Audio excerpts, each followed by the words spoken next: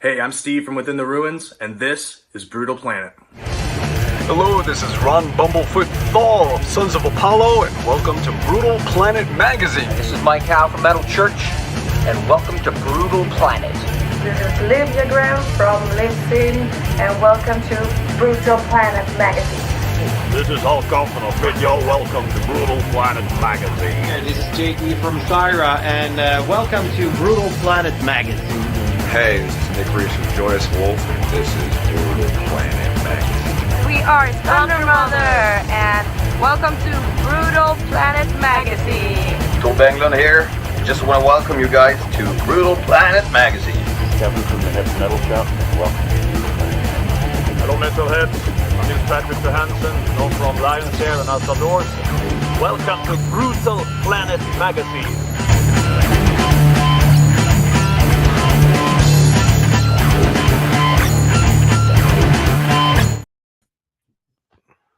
Greetings, Brutal Planet. We are here live today with Mr. How do you say your name, real quick? Kirk Windstein or Weinstein? Windstein.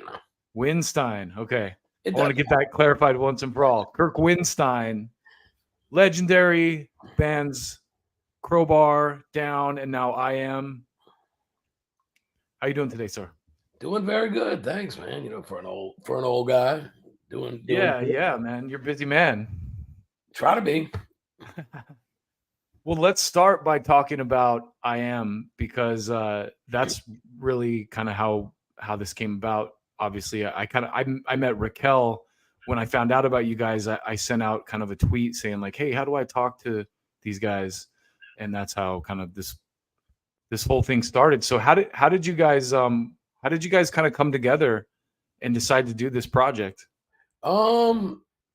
Honestly, I mean, I think we all give 100% credit to the whole thing to Andrew Spalding, the owner of Corpse Paint Records, who's a friend of all of ours, and for quite a few years now has been talking about trying to get us together with, you know, Johnny and Kenny and do a project. And then there was a little talk about it, and then one day, literally, I opened email on the phone or the laptop or something, and holy fuck, there's flight information. Apparently we're getting together. So I mean, we knew each other, but nothing like we know each other now. I mean, now we're, you know, not only much tighter as friends and everything, but we're writing music together and creating stuff, and we're in a band together. So it's you know, it's totally a different thing, but it's great, you know. So I talked to Kenny this morning actually about stuff. So we're like a bunch of school kids on the phone talking about riffs and let's do this here. And, you know,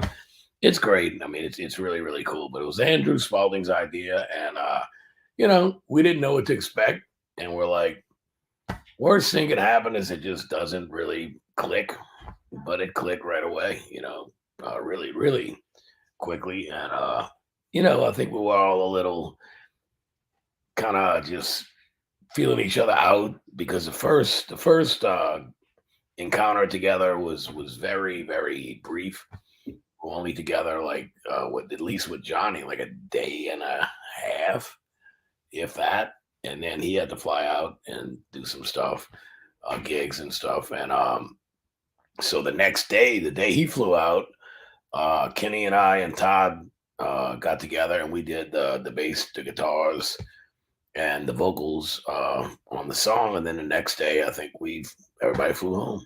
So it was real quick, but you know, we've had a chance now to have like 2, you know, like 10-day in a row things where the only focus has really been the studio and writing and recording. So now it's really, you know, clicking and running on all cylinders. Both the tracks you guys have put out so far are great. So thank you. Anxious to hear more of that stuff.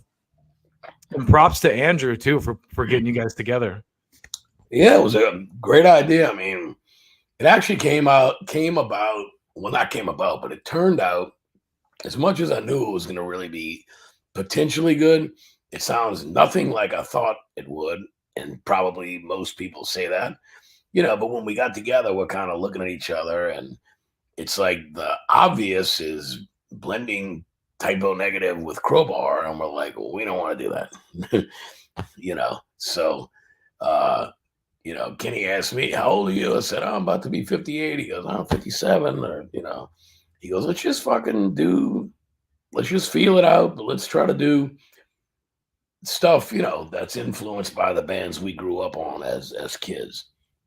And that's kind of what we do. Of course, we're Sabbath influenced, but equally so Zeppelin influenced and just bluesy rock and roll in general. And, you know, I mean, there's bits and pieces, I guess, of Typo, Crowbar Down, you know, whatever, or Silver Tomb, whatever it might be from the other bands. But I mean, I'm really happy with that. Eyeam has come at this point. We've really found our own sound, and I really like that, you know. Yeah, it's like when I heard about it, I went, wow, that just seems like a no-brainer. Like Typo and Crowbar, like you guys have such similar kind of like sound, like not similar sounds, but like from kind of similar roots and kind of ran in the same circles in the 90s and stuff. So I went, oh wow, that's like perfect. Yeah, I mean it is. It's just, you know, it's just that it to me it's and like I said, I'm so happy that it does. It really came out. It's turning out way better than I even dreamt it would, and I think it's great that we're not taking the obvious path and just trying to recreate what we've all already done in the past. And that's the beauty of doing a lot of projects is you know, when you're influenced by so many different styles of music as we all are. We all listen to so many different styles of music. You know, it's great to be able to I have Crowbar, I have Down, you know, but I have my solo project, but it's also great to be able to create and do something different, you know, that's influenced by something a little bit different with the Eyeam band, you know.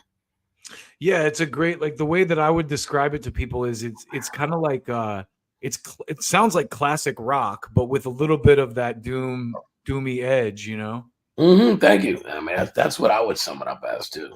I mean, all of my friends that I played it before Cryptomnesia was released, and after they'd seen Dreams Always Die with the Sun, and then even when it was released, we're just like, man, there's nothing else like, you know, the guys that are in my age group are like, dude, there's nothing like this out there at all, and honestly, there's not. So hopefully, you know, it's a breath of fresh air to people that like the style of music that we're doing, and it can actually, you know, we can actually succeed with this thing, you know, other than having a blast and creating great music. Hopefully it'll come to fruition and everything will, you know, will be successful enough to continue to do it, you know. Yeah. What are the chances you guys will be able to play live shows next year? Very good.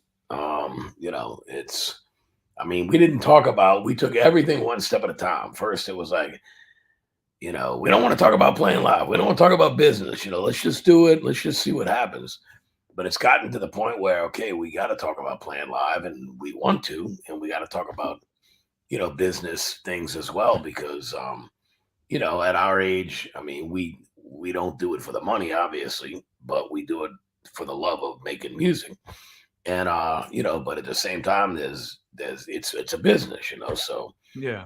You know, but we still have barely even touched upon the business side of things. But, you know, talking about doing short tours or doing festivals and stuff like this is totally feasible. Or even a tour, you know, the best thing would really be like a support slot with an established band or something. Sure. That can get us exposure. I mean, you know, we all have names. We all have had different, you know, we've all had success with our other bands and everything. But to get us in front of, you know, to support the correct band and get in front of the right audience could really be something great for the band. Yeah, yeah. And you guys have, you know, through your other bands contacts like that, you know, I'm sure you guys could open for like Corrosion of Conformity or Pantera or something like that. That'd be cool. Sure. You know, absolutely. So let's rewind a little bit, and I like to, you know, I've been a longtime fan of Crowbar and a lot of your music. So I like to get kind of like an origin story, and you can go back as far as you want, but kind of talk about your trajectory and like, you know, how did you get into music? How did you get to where you are today? What led you to a career in music, and how did it start? That's pretty easy. The thing hanging behind me there, that guy. Yeah. made me pick up the guitar. Ace. And that was, I think it was really Kenny's, kind of favorite guy back then as well. Dimebag, the list of people that Ace really made pick up a guitar led to them picking up a guitar, because at our age, we were, when Edward Van Halen came out, it was like I was already playing guitar, trying to anyway, but of course, he was a whole different world. But really, I've always liked music. Music and sports has always been my thing. And obviously I wasn't going to get anywhere in the sports world. So it became music. But ever since I've been a kid, I've just had a huge love of music. And to be at my age, approaching 59 years old, and able to make a living doing this is a blessing and an amazing, thing. It's like, I always tell people, my dreams came true because I never dreamt of being a rich and famous rock star. And I'm none of that, none of the above, but I get to do what I love to do, which is create music with great people and great musicians, and, record it and go on tour and see the world. That's awesome. Talking about the Crowbar stuff, my first kind of interaction with Crowbar was that first record that Phil Anselmo produced, the one that, like, that first song, High Rate Extinction, it's like on my playlist. That's such a badass riff. How did that? Did you guys have stuff before that? Was Crowbar already kind of putting out albums before that? And how did that come about? How did you get to a point where Phil was like, "Hey, I'm gonna produce a record for you guys"? We had a record prior to that album, which is a self-titled. That album is just called Crowbar. Yeah. So we call it the self-titled record, which this year, 2023, was almost over, but was the 30th anniversary of the release of the record. But we put 93. Yes. So we put out a record called Obedience Through Suffering in 91. And it was on a smaller label, still affiliated. It was on Grindcore, which Mark Noir from that label kind of started Pavement. We were really one of the first bands to be on Pavement. And,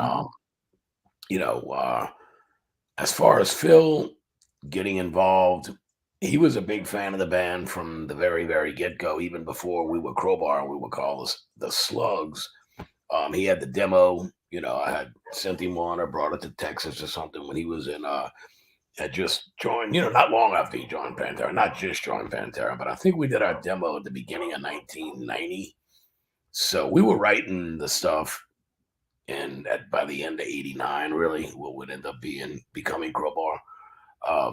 But, I think I just asked Phil, like, dude, would you mind, do you want to produce this record, and because by that time he had already done Cowboys and Vulgar Display of Power. So he had, with Terry Date producing, plus, even when they were doing, power metal, and then Phil came in and redid vocals or whatever when he had first joined the band.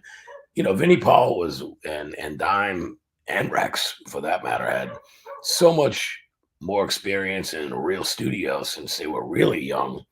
Their dad was a musician, wasn't he? Exactly, and had a studio. So, they were so far ahead of us as far as knowledge of how to, just what to do, how to make a fucking record. So, Phil even said, he goes, "Look, I'm not much of a tone guy. Y'all have your own sound. Let's just capture what y'all sound like." And but he was very, very involved with the songwriting and the arrangement, and really taught me, to this day, I think of a lot of little pointers that he gave me here and there. Like, I remember the first time we played the song that would turn into Existence as Punishment, and he's just kind of doing his Phil thing, and he's watching, he's checking shit out and this and that, and at the end he's like, "All right, you want my honest opinion?" I'm like, "Yeah." He goes, "What do y'all got, 4 or 5 riffs in that song or something?" I'm like, "It's something like that." He goes, "You got one good riff, the rest is garbage. It sounds like you just glued riffs together. Like, he wrote one, he goes, let's start with this particular riff, which is the opening riff of the song, and he said, "Do y'all have any songs that begin with bass?" I'm like, "No." He goes, "Why don't you start it with the bass?" And it turned into being basically a 2-riff song. Is all it really is, just layering, building with harmony guitars and going back to just chords and whatnot. But it showed me that you can write a great song with only 2 riffs, 2 or 3 riffs, and even a Crowbar song like Planets Collide, essentially, other than a bridge, is basically 1 riff that just changes as the song keeps going on. So that at that time in my life, that early on, as a songwriter, and then recording the record, Phil was a huge influence, and really just a huge help in showing all of us how, like he just using what he had learned from working with Terry Date and working with, world-class caliber musicians with Don, Vinny, and Rex, and which were all so many levels above what we were. We were still just fucking, riding in a van. Fucking basically our first record, Obedience to Suffering, to me was a glorified demo. It sounds like shit, but and we were still in a transitional period with Crowbar during that first record. There were still parts that were kind of thrashy and things that I wouldn't really do with Crowbar now. With the self-titled, that's why I told the guys, I said, look, let's just call the thing Crowbar, because the first record is not really a great, I guess, example of what we really sound like. Now we found our sound. It was still a bit experimental, still developing, dropping certain elements of our sound and bringing in other elements of our sound at that point in time.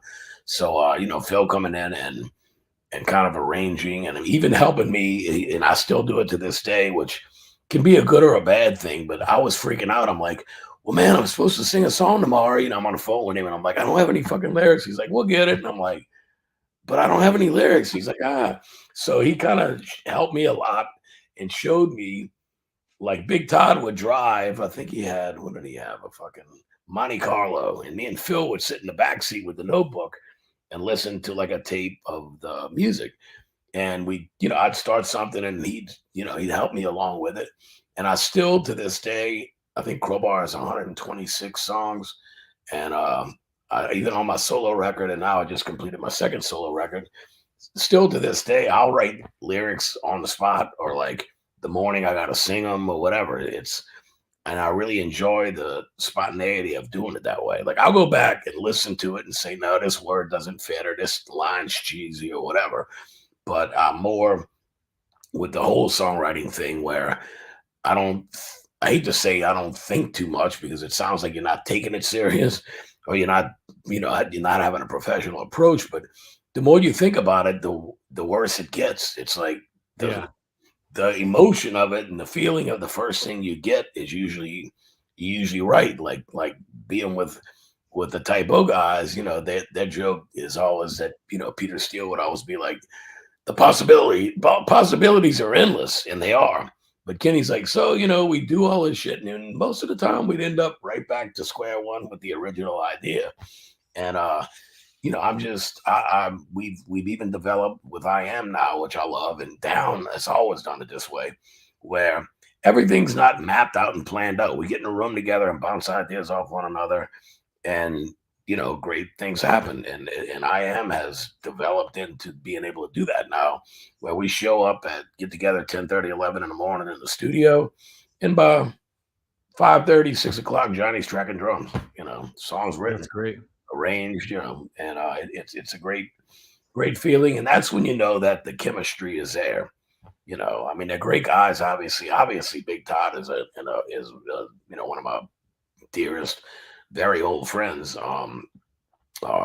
So that's a given. But to have Kenny and Johnny, to really have chemistry with them as well, and we do. It's great. It's a great thing.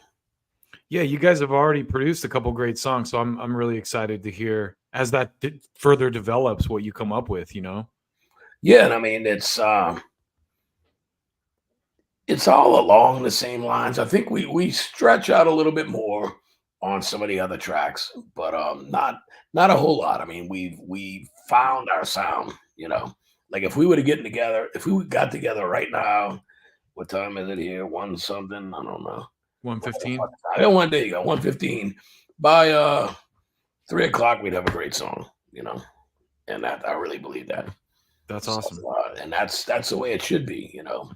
Like with Down, I mean, we wrote the first 3 songs we wrote were Temptations, Wings, Losing All, and Bury Me in Smoke, and those were written like pretty much in a day.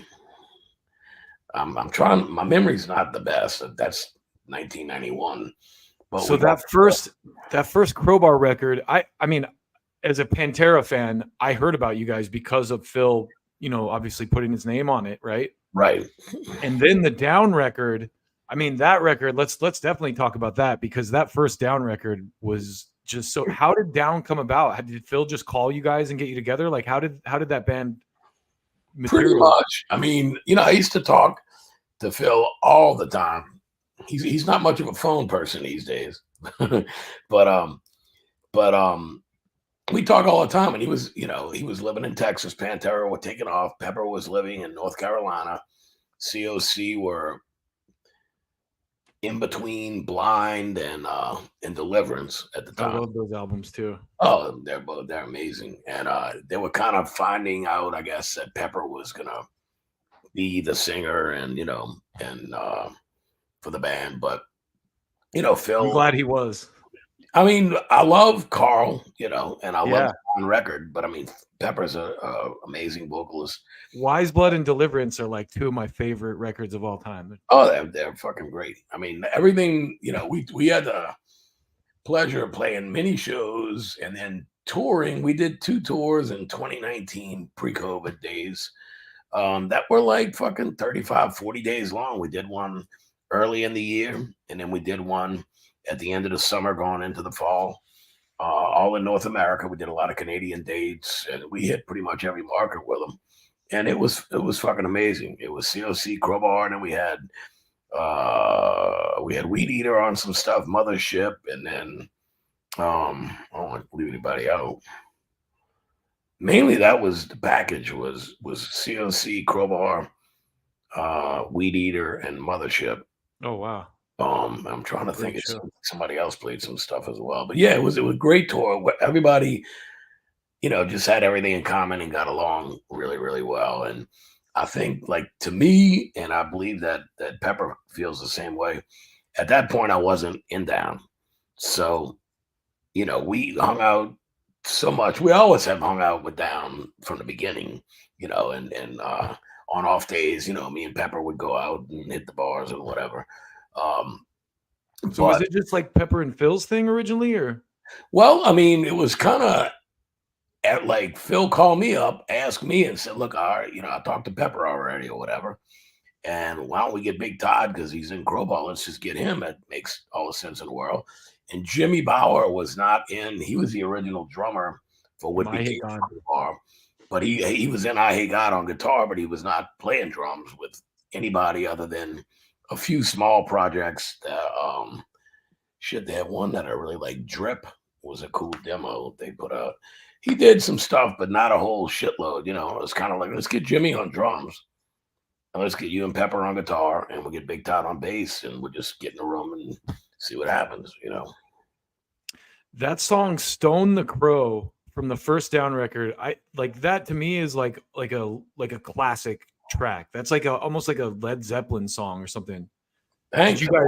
I agree. You know, it's a great fucking song, man. How did that come about? Is that your riffs or Pepper's riffs, or did you guys? Pepper. That's mainly Pepper's. Like, a lot of people ask me stuff, and for a while during the COVID lockdown, I was doing online guitar lessons, and I told people, I said, look, I'm not I play by ear. I mean, I know the notes on the guitar.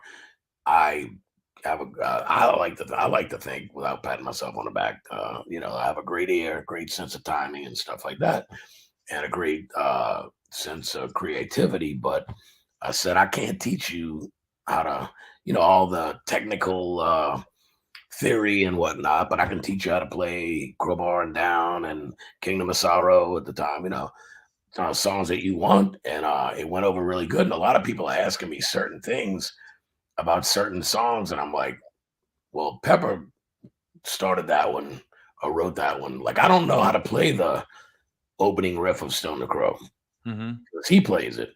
And I come in with down, down, down, down. So we've always kind of been that band that, if I come up with a riff, he'll do something completely different and vice versa, because we play so differently, although the two gel perfectly, which is that's really the way it should be. It shouldn't be two guys hammering out you should have different styles that complement one another, and I think that makes it a lot more interesting. So I don't even know how to play I guess I don't need to, because I don't play it. Cool part of it, but that was Pepper. The opening riff. The main thing is Pepper's thing, and it's a great song. That song live is just great, because Phil can just literally do this, not even, and the whole crowd is just singing. It's just one of those. It's an anthem thing in its own right, Yeah, that album, man. There's another song in there, Jail. That song, Jail. That was one I remember, like, as a teenager, like taking acid and shrooms and stuff. I'd be like, oh, I gotta hear that song. Yeah, it's good for all that. It's such a good trip song. That I no longer do, but yeah, it's good for all that stuff for sure, man. That thing was written at Phil's house. And It's got the Planet Caravan vibe. Oh, big time. That's what it was supposed to be, Even in that song, it was kind of like, I think Lil Daddy, we called him Joey Lacaze, a drummer from My Hey God that passed away. I think he was like, Phil had like plastic pumpkins or something. He was using them kind of like bongos or something. And if I'm not mistaken, he might have even played bongos. Or Jimmy might have done it in the studio, but it was one of them things, and it totally has a Planet Caravan. That song, it like breathes too. Like the song has like a breath to it. Like it's such a cool song. I call it, and you're right, that's a perfect term. I call it, it's real. It's breathy. It's just, it's just like, wow. Like, even if you're not on acid or fucking, if you're just stone cold sober, it's still kind of one of those. You can just sit back and chill, Yeah. Did you guys record? You guys recorded that whole record yourselves, right? We did it at a studio that's no longer there. Got ironically, it flooded during the recording. On May 8th of 1995, it flooded. So we were in the studio, but it got washed away with Katrina. But it was a really top-notch, like really nice studio called Ultrasonic. And Matt Thomas, who was a guitar player for Crowbar at the time, produced it with us. And David Farrell, who came to a Crowbar show back in July. It was great. He's a great dude, older than us, but he had a lot of experience from, started out with bands like Kansas and stuff like that.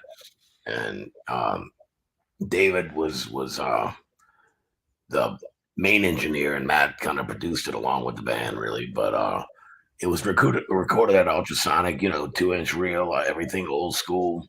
And Matt kind of got our guitar tones for us, and we're like, sounds great, and that was that. We had almost everything written.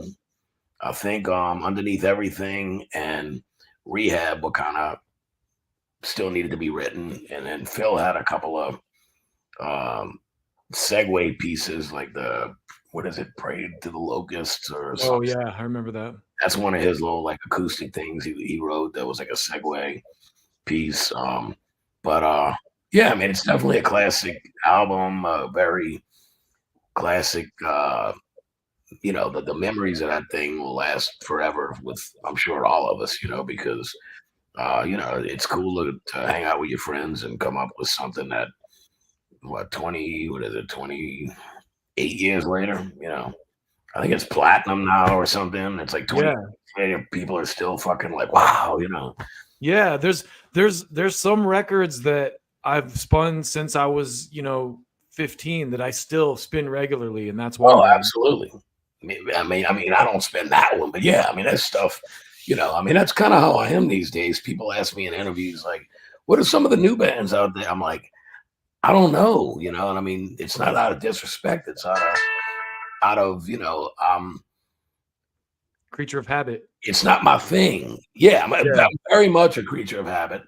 Like, I'm way more likely to listen to, the first 3 Kiss albums or Kiss Alive 1 or, anything Zeppelin or anything, Sabbath or just whatever, early, anything Priest, Motorhead, just whatever. I don't really go looking for new bands, and then you start sounding like your parents and they don't make music like that anymore. But you know what? I listen to 70s and 80s classic rock stations in my car. I don't even know how to put music on my phone. It's not even a lie.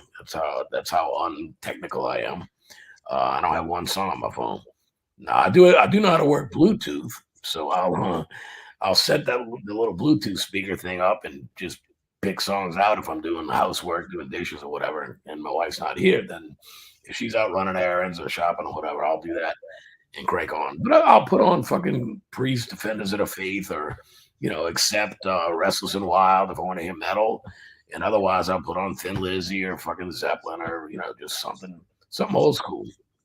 It's funny, listening to Kenny. I listened to an interview with Kenny a while ago, and he was talking about Priest, and I realized, like, wow, I really haven't listened to a lot of old Priest. So just hearing him talk about it, like, got me to go back and listen to like older Priest stuff. What's the album that I was listening to? Sad Wings of Destiny, I think.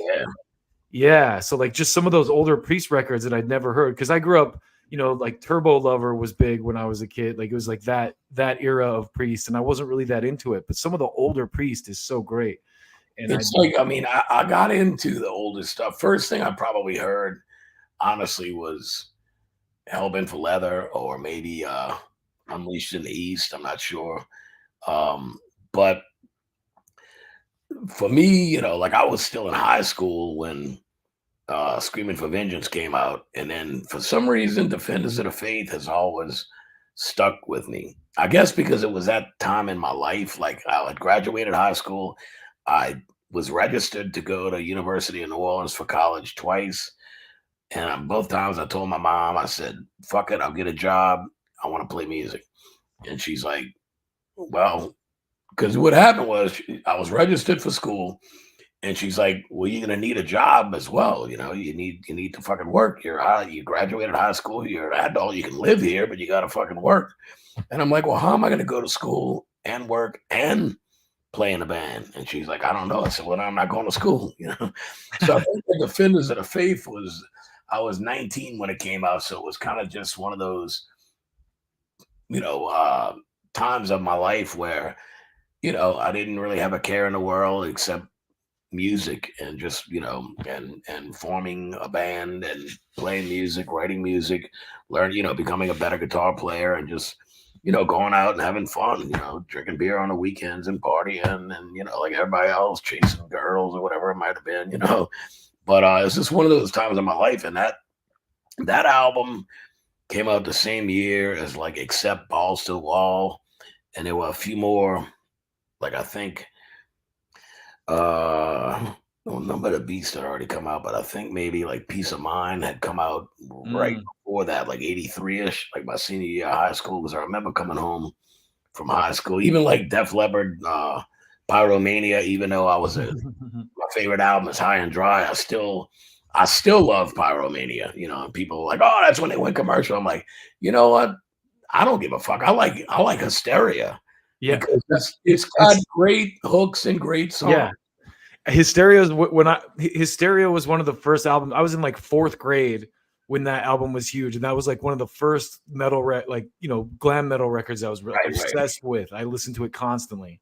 I mean, like I'm like, how can you get a better hook than Armageddon at chorus? Give me all of your loving. Yeah. Oh yeah. Even the song Hysteria is a great song. Great. I mean, it's like I told Joe Elliott that. God, I was drunk, but in 2010, I ran into him at We were doing High Voltage Festival in London, Downward, and it was right after Dio had passed away because we had done 2 tours with Heaven and Hell. So, oh wow, Tony Iommi, Geezer, and Vinny Appice all got together, and Glenn Hughes came out and sang, and I think Phil ran out and did like Neon Nights or something. Wow! And it was at Hyde Park, and I think at Hyde Park in London. But I was telling Joe Elliott because I listened to Stereo on my plane.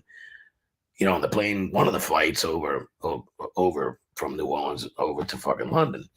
And I was like, and he's like, yeah, thank you. I said, look, I'm not going to lie. I'm probably a bigger fan of High and Dry, On Through the Night, or Pyromania. And at first I wasn't such a big fan of Hysteria, but I mean, you can't deny, I don't, and I mean, whatever, I don't give a shit if Pour Some Sugar on Me comes on the radio, I crank it up. And when I first heard that song, I was like, oh my God. Yeah, I'd be like, fuck this, they sold out. You know what they did? They sold out every fucking arena they ever played. That's what they did. That song is still played in strip clubs across the world too. Probably will be. Pour Some Sugar on, forever. Yeah, and, just such a. I mean, I love bands like Cheap Trick. That are. I love the Beatles. I love pop. Not. Well, yeah, I even like cheesy pop because I listen to a lot of 80s. Yeah, like bands that a lot of the bands that they play on the station to listen to are British bands that came out early on in MTV. When MTV first came out in '81, I was like, 16? And the majority of the videos that they played were British bands because they had outlets like Old Grey Whistle Test, I think it's called, or something. And like they had a TV show, the Tube TV show or some shit. So all of these bands, these British pop bands and whatnot had even British metal bands. I mean, I remember seeing like basically it was promotional videos for these British television shows, but bands like Saxon and stuff that really introduced me to them. Even though I'd heard of them and kind of knew who they were, they're one of my favorite bands now for in the metal genre. But a lot of these bands that Split Ends and this and that, Modern English, all these kind of bands that really got big. They, like SMTV, didn't have a whole lot of shit to choose from bands here in America, and most of their early video stuff was like British stuff. I mean, even like the early U2 videos, like New Year's Day and Gloria and stuff like that. I mean, they're Irish, obviously, but all that kind of stuff. It was kind of like that new wave-ish. Some of it bordered on goth a little bit, and that's the kind of stuff. I mean, I listen to those types of stations, that stuff, and just 70s rock. I mean, it's like you don't realize that Zeppelin, the 4th Zeppelin album came out 52 years ago. So it's like, it's almost like you don't even hear it much anymore. It's so old, but you hear late 70s shit now. So, I mean, that came out in like 71. Yeah, I believe. It's funny. A lot of those bands, those like new wave type bands like Depeche Mode and The Cure and stuff. Yeah. I hated when I was a kid. Oh, me too. I was all metal, in high school. It was like a war between metalheads and like, the punk, and like my sister was like a Depeche Mode, and like, what is it? Orchestral Maneuvers in the Dark or whatever. All that. Duran. Like Duran is a perfect example. Couldn't fucking stand them. Culture Club, couldn't fucking stand them. Yeah. Now when they come on my station, I crank it up. It's like, go check out the bass playing on the Duran songs. It's fucking insane. Yeah. Musicianship, just because they looked good and wrote poppy songs and all the girls in high school were in love with them, doesn't mean they didn't write great songs. It's like more power to them, Yeah, I love a lot of that stuff now too. On that note too, I was blown away. I saw Johnny play with Quiet Riot the other night, and Rudy Sarzo. Wow, like that guy is a fucking monster. I've never seen anyone play the bass like that in a rock band. I was so impressed. You know what? I'm trying to think if I might have saw him with Ozzy. Yeah. I'm trying to think. I was like, that's why Johnny wants to play with Quiet Riot. Shit, so he can play with Rudy Sarzo. Great band too, and great music. Yeah. It's like, as you get older, and I mean, hindsight's 20/20, of course, but even stuff like that, it's like, I bought the first Quiet Riot as soon as it came out, Well, not the first, the Mental Health or whatever. I was a big fan of Love Hate. So Yeah. Jizzy Pearl singing now, like I was like, oh, I know this guy. Holy shit. See, I didn't even know I had Love Hate. I think I had either cassette or vinyl, but it was they were a killer band, Yeah.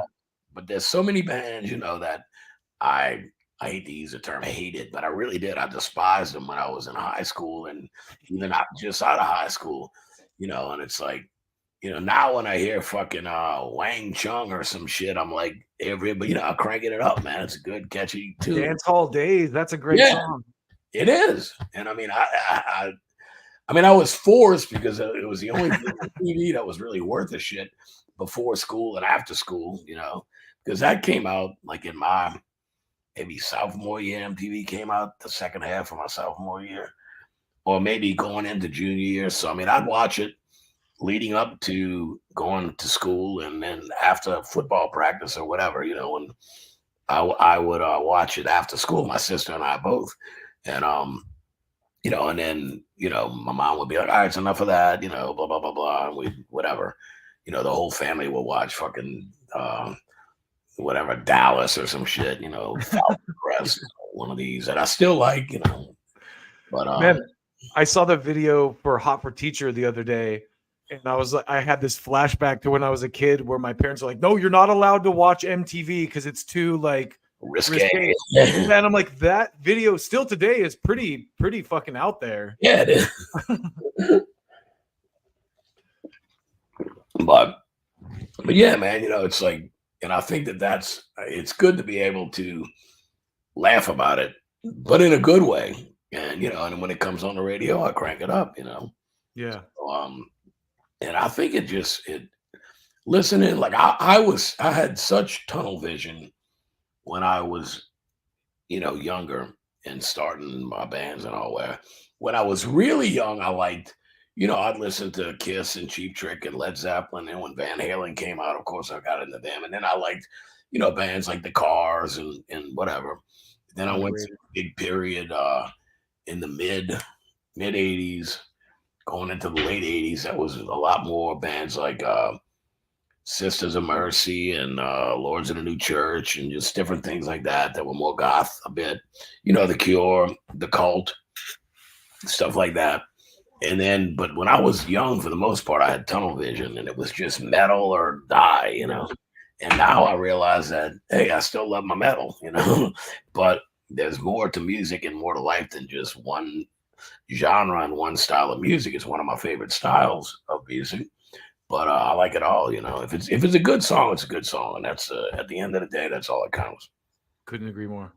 And we were just talking about me and Joey, this other guy that we do streams together. We were talking about the other day how when we were kids, and I'm sure you can relate to this too.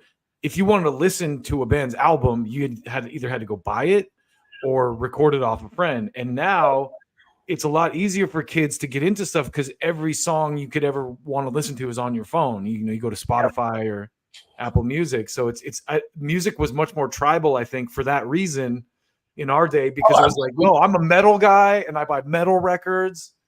Yeah. I mean, the first thing we did was, go to the import section at the record stores because they had all the independent label metal shit, like, I mean, when you're buying, Metallica, Kill 'Em All, and Megadeth, Killing Is My Business, Anthrax, Fistful of Metal, and all this shit. It was all an indie thing, along with, probably even like Motorhead didn't really maybe have. I mean, they were on Bronze Records early on. I don't even know if they had mainstream, real distribution and real label stuff till the 1916 record. They were like on Sony or something.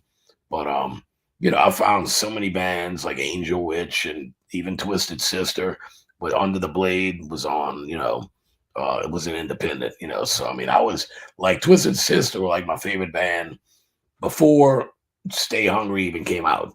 Like we called the record store, me and my buddies, like, yeah, when are y'all getting the new Twisted? Who?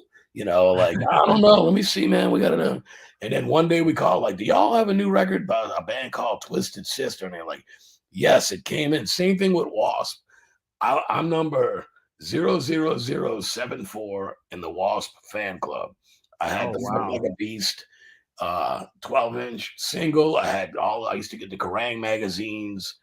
I would order them online and get Kerrang. It'd take like a month to get here, but get Kerrang magazines, all the fanzines like Metal Mania or whatever it was, and early on, all kind of shit.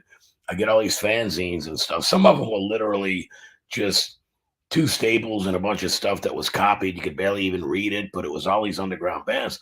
So Wasp were like, I knew the first record, I just had this feeling it was going to be a great record, and I love it. So I remember going to the record store after work the day it came out, buying it, signing up for the fan club, paying my $5 or whatever, mailing it in, and listening to it about 10 times in a row on the headphones, just blasting. And I had to get up at like 6 in the morning for work to go unload trucks all day. And I'm like, I might have slept 2 hours, and I'm like, fuck it. I couldn't wait to get home. First thing I did when I got home was make cassette tape of the Wasp to listen in the car to and from work. Same with like Twisted Sister, it's like, and it's just people don't. I mean, I'm glad. I'm really happy that vinyl's making a comeback, but people don't understand what it was like. Like I would have myself and 2 other friends, and one of our moms would literally drop us off at a record store and go grocery shop, go to the mall, go grocery shop and do it. We'd be in the record store for like 4 hours. And I would go from A to Z and look at every single album cover, read every single song title, all this. And, when I got my first paycheck from my first real job from the unloading trucks thing, I remember going, oh, wow, I think I made like $180 for 2 weeks or some shit. And I'm working 40 hours a week. It was like, $3 an hour or something. And anyway, I got my paycheck, and I remember going and only coming out with 2 albums. I think I bought, because I only had a cassette of it, I bought Scorpions Blackout and something else on vinyl, maybe, I don't know, something else, metal though. But I was Blackout by Scorpions and something else. And when I left, I was kind of bummed. I'm like, God, I had this money and I was just going to buy like, 10, 15 records or whatever. And I ended up leaving with 2. So. But good choices. Yeah, absolutely. That's the thing too, is it's like back then it was an investment. Like it's like you're spending $20 of your hard-earned money on this record, and you may know very little about the band or yeah. Sometimes you just buy it based on the cover. Everything back then. I would be, guys would talk about bands like Riot and stuff like this. And then I'm like, I pick up Fire Down Under and I'm looking at the cover, which is weird with the little, I don't even know what it is, a little animal on it. And I'm like, this has got to be the band. Guys said they had a song called Swords and Tequila that kicked ass. Well, fuck it, I'm going to get it, And that album is still like a classic, man. It's fucking kicks ass, just raw. It's not even really metal. It's just raw ass, fucking loud rock and roll. But yeah, I mean, most things people would talk about at school, like that were the metalheads. Like, I saw this new band, or I heard, I read up on this new band, and we go, payday was like, put your money on the side for your bills, whatever you got to do, car insurance and whatever it might be. Because I mean, I'm like, when I got that job, I was 18, so it's like, I lived at home and helped out and stuff around the house. But I mean, I had to pay car insurance, put gas in my car, and whatever. But I put whatever money on the side, and the rest was just record store money. So I'm curious. So New Orleans, a lot of people don't think about this, but New Orleans really is like the birthplace of American music. To a degree, I mean, there's a lot of arguments about, well, Delta blues and shit is really from Mississippi, and then there's like, to me, New Orleans is kind of the birthplace of jazz. Maybe I think Chicago might have beat us to the punch with blues, and so did Mississippi. But all of the old school blues guys, the Muddy Waters and all these guys, just up and down these little two-lane roads, from Mississippi and Louisiana and everywhere down south. And I mean, Chicago geographically is directly north of New Orleans. like if you look at it on the map, it's like here's Chicago, here, you know, it's the same thing. And so as you know, as people got older and the highways developed and whatnot, you know, that's why you got St. Louis thrown in as well, because when you leave New Orleans, you got Memphis, which is not far. I mean, that's only 3 hours from Jackson, Mississippi, and very close to where the fuck was Elvis from? Where was Elvis from, man? Graceland or that's in Memphis, but he was from small town in Mississippi. Fuck, I can't think of a little bitty town, and it'll come to me after the interview or something. But Elvis was from a little town in Mississippi, like North Mississippi. That's not that far from Memphis. Okay. But you had Memphis. Like you can take I-55 now. Of course, it didn't exist back then. And you will go through like Jackson, Mississippi, through Memphis, Tennessee, through St. Louis. And then you can when you get up by Chicago, I think it take 57. But basically, you know, even back then, the 2-lane highways just ran straight north, and you're going to hit, you know, you're going to go through parts of Louisiana, Mississippi. And, you know, before you know it, you're in fucking St. Louis, which is not that far. East St. Louis is in Illinois. So it's not even that far from there to Chicago, you know. And I think up and down that whole thing is kind of the American music thing. I think New Orleans. The early touring circuit. Exactly. And the station wagon, you know, you watch the old movies and whatnot, and that's the way they toured, you know. So you knew Phil before he was in Pantera, right? Oh, yeah. Did you guys, talk to me a little bit about the New Orleans scene that you guys came out of. Like, how did you and Phil cross paths, and how did Crowbar get started in the scene there? We used to run into each other. I can't remember the initial meeting of one another, but yeah, the movie theater. We used to go, like me and my group of friends would go every Thursday night. They had Joy's Cinema 8 or some shit. Joy Cinema City 6. Cinema City 6. And it was $1 to get in the movie. So every Thursday, everybody'd go get like a daiquiri or something and go watch a movie. And then we'd go home because we had work the next day. But I would see Phil there all the time. And then he was a bit young. He could play in the clubs. He's 3 years younger than I. But he could play in the clubs, but he was able to get into some shows, you know. And but we started talking, and he's like, you play guitar? I'm like, yeah. He's like, what kind of rig you got, man? I'm like, Les Paul Custom and a Marshall Stack. He's like, hell yeah. All right. You know, and he talks about that all the time. And we just hit it off in the very beginning. And the funny thing, and it is very funny, he came to my mom's house. He wanted to sing for the band I was in, which was called Victorian Blitz, because we did like, you know, Iron Maiden, you know, songs like Phantom of the Opera and shit like this and all that. Nobody around here. That's why we couldn't get gigs and didn't get paid well, because we did our own originals and we did obscure songs that, you know, we didn't really fit the mold of the cover song band thing. And he wanted to join the band. And I remember, like, the funny thing is talking to the guys in my band and going, you know, he's such a killer fucking singer. And we heard he was singing with a band. It might have been Vapid Phase, it was called. And he was like 15 years old or something. And they did Heading Out to the Highway and something else at a talent show. And it was like $5 to get in. And I guess we had the money, but like my band at the time, Victoria Blitz, we all went and we stood outside and we didn't pay the money to get in. And we waited and waited and waited. And finally we heard him sing like Heading Out to the Highway. And they did something else, like something about Maiden or something, you know. And we're like, God, this dude's fucking killer, you know. So he comes and tries out at my mom's house in the garage and all that. And we're sitting at the table talking to him. And, you know, I remember like after he left, like looking at everybody, and I'm like, he's great, but man, be honest, could you really picture yourself with that dude like in Japan in 10 years from now? And like we always laugh about that, because like I told him, I said, dude, I knew that if he had joined our band, even if he loved it, the second he got the phone call from Pantera camp, he would have gone to that anyway, you know.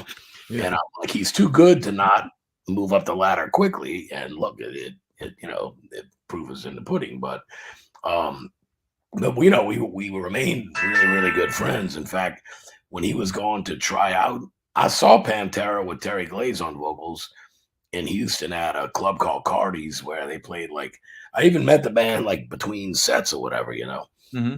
Some friends had taken, believe it or not, we took a road trip to Houston. They had this huge record store. And we went all the way to Houston, which is like 6.5 hours from New Orleans, give or take, to buy stuff, buy albums and buy posters and shit. In fact, if you can see it, this Motorhead poster right there. Oh, dope. I bought that at that record store in Houston, Texas. And we stayed, like we went up like Friday morning, super early. Everybody took off work or something. And Pantera played. We went and saw them Saturday night with Terry Glaze, the original singer. And then we drove back like, I think Monday or something, made like a long weekend out of it. But I can't remember the name of the fucking music store. But we went for that, really. But I remember Phil telling me right before we went and played a game at like a playground, a football game, just a pickup game at a playground. And he was in the car with me and he put in the Pantera tape. Well, I already knew like Hot and Heavy and stuff like that.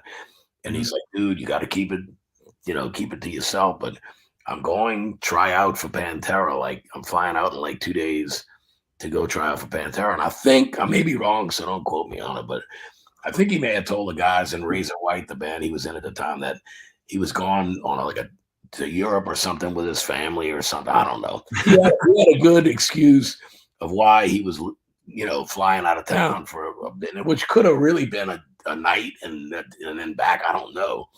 But and I'm like, dude, I saw them. They're fucking killer. They're just great musicians. The guitar player's amazing, and and he obviously he joined. But we stayed really good friends from the time he joined Pantera up until obviously now, so it's been a long, 40 years or so journey with us as friends. And we met, as kids. When you look at the age we are now, we were kids, Yeah. I always thought that was cool though. It seemed like he kind of went back to home and like brought up his friends, because once Pantera kind of blew up, because Phil joined, then I heard about Crowbar because, like I said, with that first record, Phil put his name on it, and at that time I was such a Pantera mark, he could put his name on anything, and I would have bought. Yeah, I mean, look, he did a fuckload, to help us out, and all of the bands from the New Orleans scene. He really did, because he was the first one to have major success. And then Pepper came along shortly after when Deliverance came out. I mean, he was having some success with joining COC with the Blind record, but Deliverance was Columbia Records, major label shit, fucking Metallica tours, the whole 9 yards, Yeah. So, they both really did a lot to help out the scene down here and help, the bands get established and whatnot. So my favorite track on that Blind record was Vote with a Bullet too. So it's kind of ironic that he's a singer and he sang it. Yeah. So when he took over, I went, "Oh wow!" And that was like a video, I believe. There's some songs on that I really, really love. I love yeah, Blind is a great record. But yeah, I mean, Vote with a Bullet definitely was like he played me. We were like somewhere. I guess it could have been. I mean, the band, he was living in North Carolina. That's where COC's from. Mm-hmm. Crowbar were on tour with maybe Sacred Reich or something like '93. So Sacred Reich. Yeah, but we did a couple of tours with them, and one in 22 and one in 23. No, 2 in 22, one in the States, one in Europe. But great band. But they took us on a very early tour, and Pepper came out and he had the Deliverance like tape, but there was no vocals. And he's like, I think I'm just gonna sing on it. And I'm like, well, dude, the music is great. This is fucking killer. And it might have been 1 or 2 tracks with some vocals or something, but it was still in the recording process of it. And he played it for me. And I'm like, this is fucking gonna be, this is gonna be huge. And it was, Yeah. I think that album just went platinum recently. gold or something, I think. But one of the gold did, because I literally texted him. I'm like, I'm like, congratulations, old boy, on the, whatever. And he's like, where did you hear all that shit? I'm like, it was on Facebook. It's officially certified gold, Yeah, that's where I heard it. And yeah, and because he's not on there much at all, but and I get it. He is here and there, but yeah, I texted him and he's like, I didn't know, so the same with the Down one too. Yeah, I mean, like Down, it's like, I heard it went gold, and then if you Google it, it says it, because people have been saying in interviews for a while, yeah, so the Down NOLA record's platinum. I'm like, is it? And I Googled it and it said it is. So I don't You guys haven't got your platinum records yet, though. I asked about it, and apparently because it's gone through so many different labels and all this kind of bullshit, apparently it cost a fuckload to get these platinum records or gold records or whatever the fuck it is printed up. I mean, I don't know. I mean, I'm not gonna say people aren't telling the truth, but that's what I was told, and I'm like, well, fuck, I'll pay whatever. I mean, I'm not gonna have another fucking gold and platinum record or whatever, in my life. So fuck, it'd be nice to have one. Well, nobody buys records anymore, though. You don't know that. I mean, they can sell like 100,000 a gold record. Fuck, if you sold 50,000 records, that's like selling 1 million in 1980. Yeah, it really is. It's crazy how the lack of of physical. That's why I'm very happy with the vinyl, because the newer generation of kids are starting to see that there's more to it. I mean, I get it if you want to do Spotify and all this shit, because you do have everything. Not me, but most people have all these thousands of songs on their phone, and they listen to it in the car. Like Robin, my wife's got her phone hooked up to the Bluetooth stuff and all of that. I don't know how to do it though. Well, it was working for a while, but she would do it with a lot of a lot of songs. But I mean, everybody knows how to do all that shit now, and I just don't. Like, I used to have an iTunes account. I don't know how to make a playlist for my phone. Right, and I don't either. Like, I just did Amazon Music, and I put a bunch of Hatebreed and Kingdom of Sorrow. Yeah, she had like a mix thing. It was like Hatebreed, Kingdom of Sorrow, and some Crowbar, and like just bands that were in the same kind of, I don't know, they all popped up together. And she had some mix thing that would listen to on the phone. But it's great to have like a good friend of mine, Joe Noto is his name. We were having lunch during COVID, and we were talking, and he's like, look, he goes, I got Spotify and all that shit, so I have access to it in my phone. But he's a big music fan. He goes, I still go buy everybody's record, including the Iron Maidens, like motherfuckers that don't need any more money, the Metallica. Mm-hmm. He still go physically buy the product, but for convenience, I have it in my phone. Yeah. Well, dude, I get it. He goes, I want to support the bands, but I also want the convenience of 4,000 songs on my phone. I get it, bro. The Spotify thing's cool for parties too, because you can do like dual playlists where if you have a bunch of guests, people can like add a song they want to hear, and it all plays on the same playlist. But me personally too, like I love to sit down on my couch and put a vinyl record on and have a glass of scotch or whatever, on the weekend. Like I can't lug my records around in the car or whatever. So it's of course, and I mean, that was, like I used to make compilation tapes on cassette. So I do like, okay, I pick like, say, I think those cassettes would be like, an hour a side or something. So I would pick like how many songs would fit on each side, and just only one song per band, and make like these early metal compilation things. And then when I really started getting into hardcore, I did the same thing, and all the hardcore songs are 2 and 2.5 minutes long. Some of them are shorter than that. So you could have 50 songs on each side of the cassette, Yeah, those were the days. Yeah. Yeah, I mean, that's the thing now too. Like when it got away, even with a CD, I'm like, when there was like cassettes making a comeback too. I think it's a nostalgia thing, really. I never bought many cassettes. Like I would buy the vinyl and make my own tape, because they deteriorated, they melted in the car, they popped. They get eaten. Exactly. I got really good at same thing with VHS, at taping them back together and redoing them, and but the CD thing, when it first came out, I thought it was great. And then, but I'm like, you know, I got these reading glasses on. I can't, even with this, it's tough. But, I'm looking at the CDs and I'm like, it doesn't even matter what the artwork is anymore.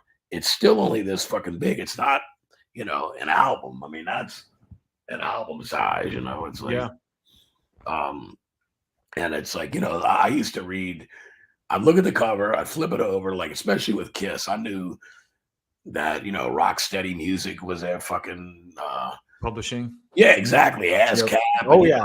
I knew O'Coin Management. You know, I knew who wrote every song, the equipment they used, publishing companies, management, fucking you know, they would list on, you know, like the trucking companies and you know, and lighting companies that they rented from and all this kind of shit on. I knew all of that shit. And every word. Well, I thought I knew every word. And my wife and I joke about this all the time with a friend of ours. It's like when you hear a song and you're 10 years old, your vocabulary is not that wide, you know, and diverse. So we'd make up our own syllables that sounded like what was going on in the song. Oh, for the longest time, I thought the Metallica song from Injustice for All was called Soda Straw. Soda Straw. Yeah. I mean, people. I'm trying to think of one. What was the Fleetwood Mac? That was the one. Rain something. Dreams by Fleetwood Mac. When the rain washes you clean, you'll know. And I thought it was when the rain washes you queen, you'll know. And then you find, you know, but I mean, that would have made sense. I would have figured when the rain washes you clean, but me and my sister, we loved. God bless him, he passed away, whatever. I think this year, but Jimmy Buffett. And when Margarita would come on, I didn't know what a fucking margarita was. I knew it was a drink. I mean, I was fucking, you know, 12 or something, you know. But when it said searching for my lost shaker of salt, I just go lost shaker and salt or something like that. I heard the word shaker, and that's it. I didn't know of salt. Lost jigger saw. She thought it was lost at jigger saw. Lost. we do this all the time with old stuff.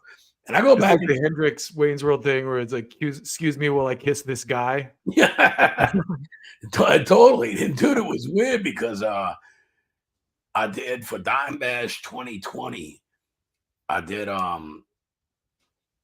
song was it? I think it wasn't 5 minutes long. I did a Pantera song. I'm Broken, I believe. And I also did I sang Black Diamond with Charlie Benante and Frank Bello was on bass. Hell yeah. Rita had printed out all the lyrics and stuff for us. And all of us are looking at each other. I'm like, dude, what are the words to Black Diamond? And it's like, out on the streets for a living, which has only begun. And I'm like, no, it's not. It's out on the street for a living, and it's something else. I can't think of it right now. I'd have to Google the fucking lyrics, but that's not the lyrics. So from the time I heard the song when I was 10 till 2000, which was 1975. So in 2020, on stage for sound check, I finally learned what the correct lyric to the fucking song was. It's, you know, it's weird like that, man. But if they had the lyrics in the record, then I'd discover that. Okay, when they, you know, I realize it now. I'm like, I guess when the song was copywritten, it was before he changed this word or whatever, you know, because there's certain lyric words don't match up with what he says on, you know, it could be a misprint, it could be whatever, but you know, but yeah, man, back then we knew everything about every band, every fucking everything. That was part of the experience. Exactly. It was an experience. You know, like I remember if I'd be going out with somebody, you know, it was like in New Orleans, nothing closes. So bars and stuff. So you didn't have like last call at 2:45 or 1:45 or whatever. It was like, it wasn't cool to go out before like 10 at night. So my friend would be like, okay, I'll pick you up for 9:30. Well, if I was ready at 9 on a Friday night or Saturday night to go, and I had to blow a half hour, I'd be like, all right, you know, he's going to be here in a half hour. I'd literally put on the live version of Dazed and Confused off of Yeah. Song Remains the Same? Oh, remains the same. Thank you. I have that on I vinyl. put that on because I have it somewhere, but I put that on because it's 30 fucking minutes long, and I'm like, all right, if I listen to this, my mom will be knocking on the door or something, whoever's here, your rod's here, all right, and I do that to like waste a half hour, and I just sit back and chill and let it take me away, or whatever. So it was definitely an experience, and and we got to enjoy that and make it a part of our life, and I actually, I feel bad for the younger people in the sense that they're not going to get it like we did. Yeah. It's just different now. Is it better? In a lot of ways, of course. It's a lot more convenient, no doubt. Yeah. Is it better? Nah, I mean, I'll take the old days any day. Yeah. I mean, it's crazy. My son listens to almost all the stuff I listened to when I was growing up. Like, he listens to Down and Pantera and Lamb of God, and that's great. Lamb of God's a little newer, but Metallica, old Metallica and stuff. And we get that now. It's like, guys bring their sons and daughters, or moms bring their sons and daughters, and it's like their first generation Crowbar and Down fans, and then the kids are into it now, and I'm like, this is fucking great. So I see that a lot. I just went to a hardcore show, this band Botch, last week, and just the age diversity was amazing. Like, I was there with my son. There was guys my age and older, and even in the mosh pit, there's fully gray-haired dudes slamming in the mosh pit, and little kids, dude in the little like anime backpack doing karate kicks and stuff. Yeah. That's killer. It's awesome. Elvis was Tupelo. Oh, Tupelo. All right. Did you look it up? Tupelo, Mississippi. That's where Elvis was from. So his first gig, I think, was like the little county fair or some shit. But anyway, man. But yeah, that's kind of what's going on with me. Well, I've taken over an hour of your time already. So before I really enjoyed it, man. I can talk, and a lot of times the publicist will be like, "Well, how did the thing go with so and so?" And I'm like, I'm good friends with Jason McMaster from Austin, Texas, from Dangerous Toys, and a band called Watchtower, and a bunch of different stuff, Broken Teeth, a lot of stuff. But we did one, and I think it lasted like 2 hours. We started getting into Kiss and Pantera and just different stuff, because he's like my age. I think I might have him by a few months, but he's my age, so we love all the same stuff. And Liz had done that one, set that up for me, and she's like, "How did it go with Jason?" I said, "Well, we know each other." I said, "It went great." It ended up being, I think I ended up like, not on purpose, just I missed one interview because hours ran so long. And he's like, "I'll edit it." And I'm like, "You can keep whatever you want, man. I had a blast. It's great to talk to you, I mean, we're huge. I remember him he used to call and talk to my mom, like for 20 minutes. And then she like, who's that? "This is Jason from Texas." "Oh yeah, Kirk's here. How you doing, honey?" My mom get on the phone. They talk, for a while. But I remember him sending me, it was old at the time, like very hard to find, but unreleased old, a VHS tape with early Kiss, Rose Tattoo, and UFO stuff on it. Oh, wow. And I'm like, this dude's great.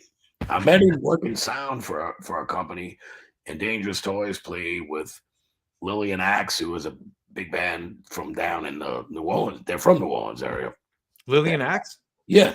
I remember that band. Well, our drummer, Tommy, a drummer for Crowbar, just married the guitar player Stevie's little sister, Stacy, who's 50 now. So I've been known her since she's like 12. But they were playing, I think Dangerous Toys were opening for Lillian down here, because Lillian's so big down here. And we were doing sound, me and Matt Thomas, and I met Jason. I think that's how, and we traded numbers, and we found out how much we have in common musically, Let this guy in. He's gonna piss. My son's like letting stray cats in my house.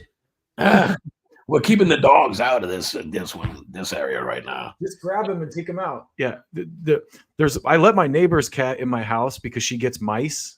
Oh, now all the neighborhood cats want to come in and like pee in my house. So I'm like, oh. Anyway, I wanted to ask you just basically about what you see in the future for Crowbar and Down. Well, Crowbar is easy to answer. We got tour coming up late February and March in Ireland and the UK, and we're doing I think 17 shows. We got 3 in Ireland, a day off to take the ferry and chill, and then 14 in a row. So we're hitting pretty much every fucking market you can. And wow. What we'll do in Edinburgh and Scotland instead of Glasgow, but we're hitting 13 shows in England and 1 in Wales, but it's all the same thing, you know. I mean, Ireland's Ireland, but the UK is the UK, so Scotland and Wales are part of it. But so it's pretty extensive for those. We're doing that, then we come home for a couple of weeks and do a short thing down here in the States. I think we're playing. I think it's Decibel Magazine, like Metal and Beer Festival or something in Philly. But we're going to start here in New Orleans and kind of, it's a short tour, but, you know, just something. From there, I don't know. I thought Jimmy Josta manages me and Crowbar and all my stuff. I talked to Jamie actually twice this morning, which it's hard to get him on the phone sometimes. He's so fucking busy, but that's a good thing. Yeah, I watch his podcast as much as I can. Podcasts are great, man.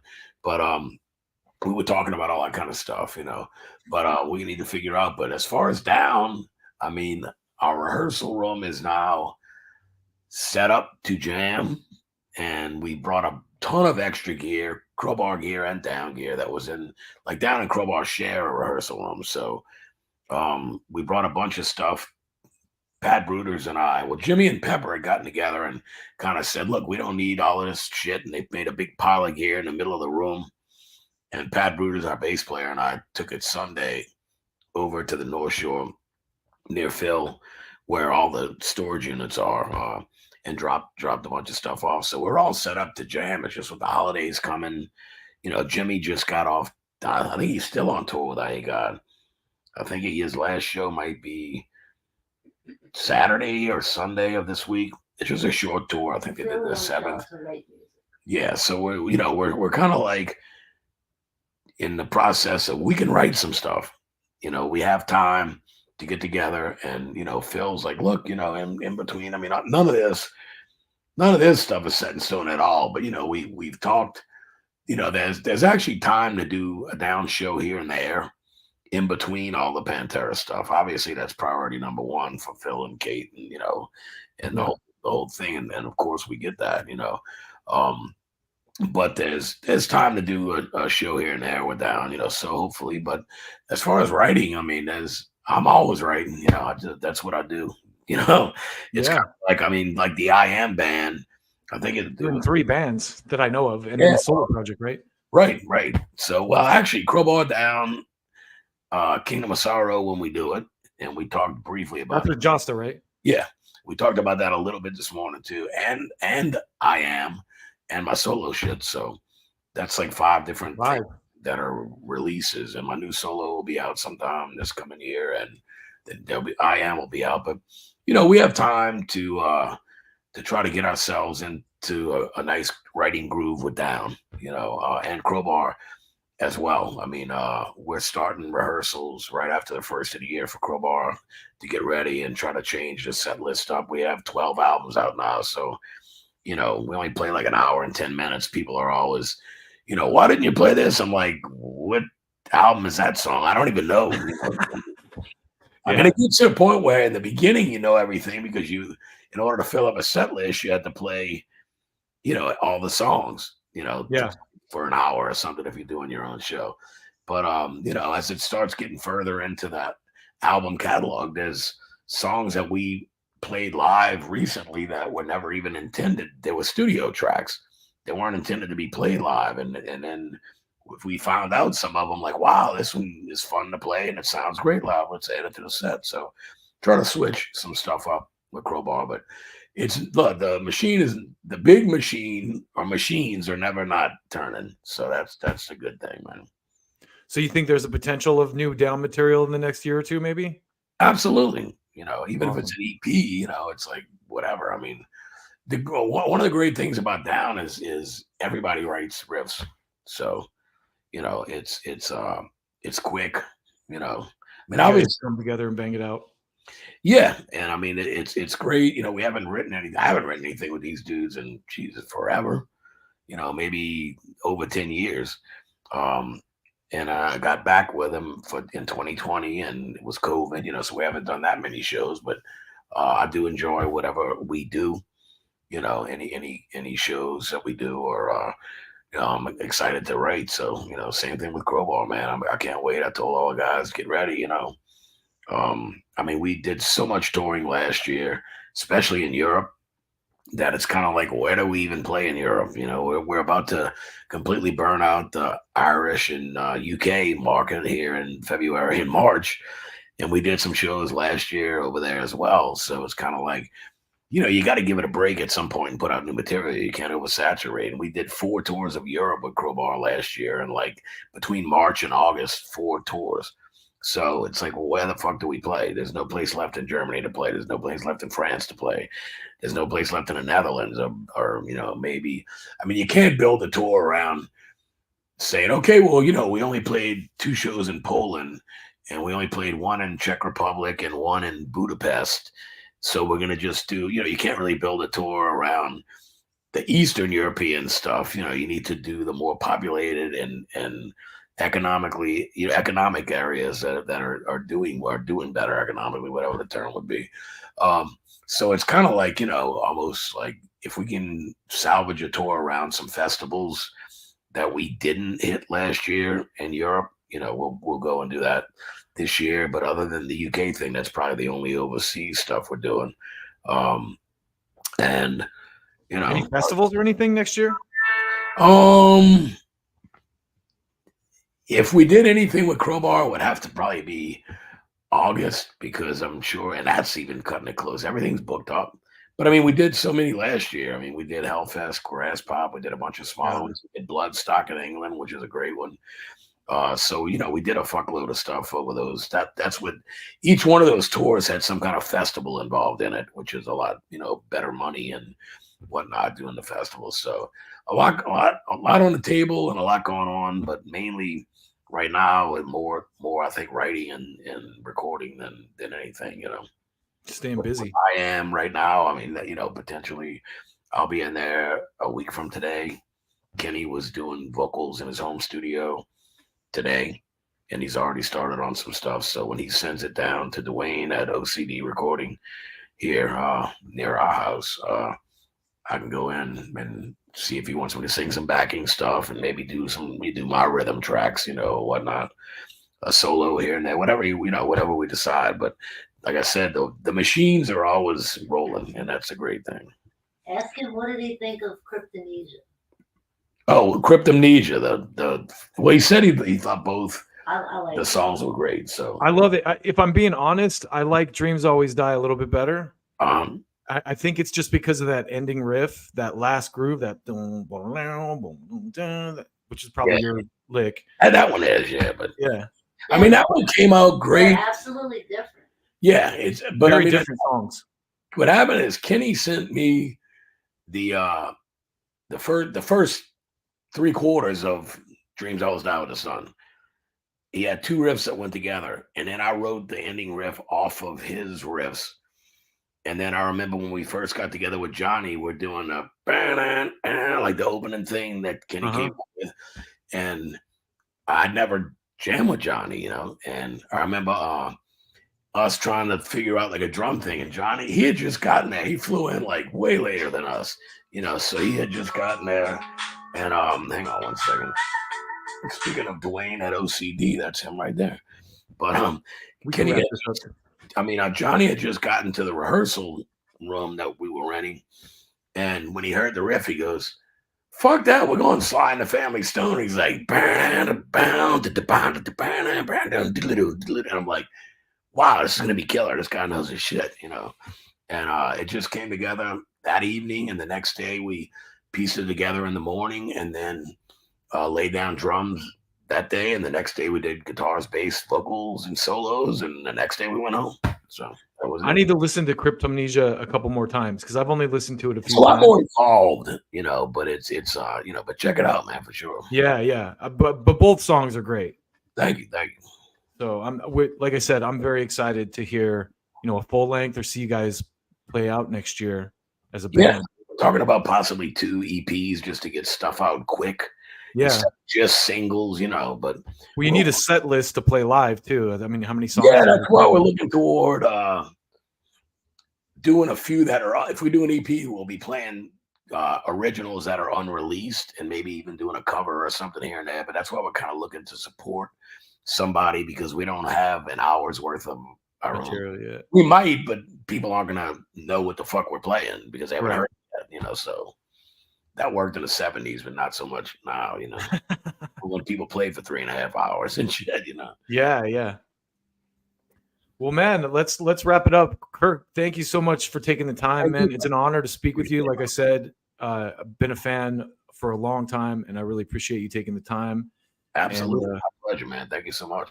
Yeah, I hope you'll come back through and talk to me again when you guys have something else going on. All you got to do is hit me up. All right, man. Yeah, thank you again. Everybody, if you haven't checked out Cryptomnesia yet, get out and listen to it. Crowbar and Down stuff if you're watching this channel. So, Kirk, thanks again. Let's talk again soon. You got it, brother. Have a good one. Take care of yourself, man. All right, you too. All right. That was an awesome conversation. Went a little bit longer than I expected, but in a good way.